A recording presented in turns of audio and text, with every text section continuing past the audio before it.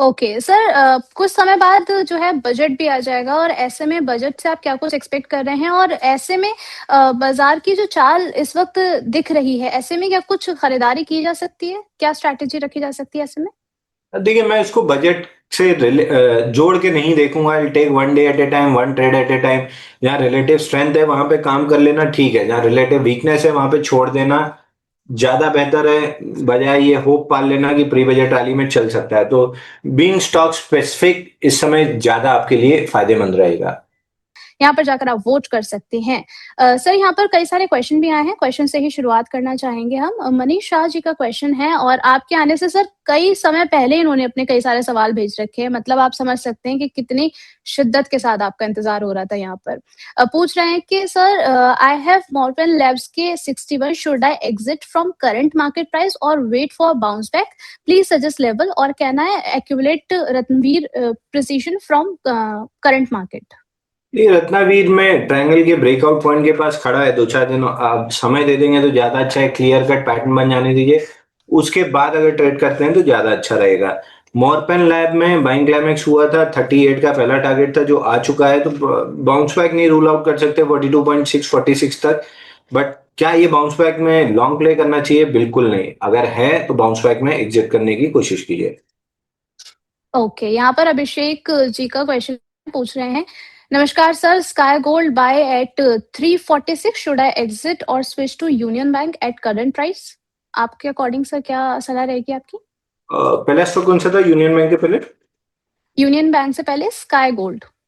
अ,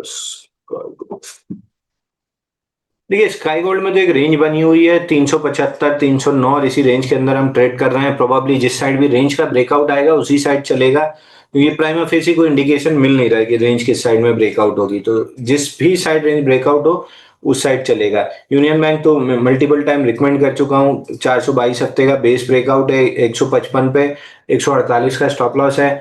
पहला टारगेट आपका 220 का बनेगा और उसके ऊपर 299 का बनेगा। ओके, तो यहाँ पर आपके लिए ये सलाह जो है आई एम श्योर काम करेगी। यहाँ पर विकास जैन जी पूछ रहे हैं, Anshul ji any advice on Supreme and Electrocast please advice for short term? देखिए, सुप्रीम इंडस्ट्री, दूसरा कौन सा था? एलाकास्ट। देखिए, एलाकास्ट में तो बाउंस बैक आ रहा है, 85 रुपीज तक जा सकता है। और अगर 85 के ऊपर टिक गया, क्योंकि मंथली पे हैमर है, 85 के ऊपर टिक गया तो मान के चलिए कि 108 रुपए का ही टारगेट खुलेगा। तो एलाकास्ट अच्छा लग रहा है। 85 के ऊपर बहुत अच्छी स्ट्रेंथ मिल जाएगी।